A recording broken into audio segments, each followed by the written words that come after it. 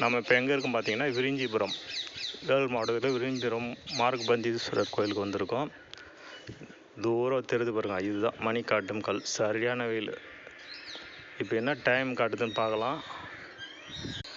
நம்ம அந்த கல்லுக்கிட்ட வந்துட்டோம். செம வெயில், ஒன்றும் முடியல. கால்லாம் பார்த்தீங்கன்னா கல்லாக இருக்கிறதால கால் வைக்கவே முடியல. சரின்னு வந்தாச்சு. இப்போ வந்து ஒரு குச்சி வச்சு பார்க்கலாம், டைம் என்ன காட்டுதுன்னு பார்க்கலாம்.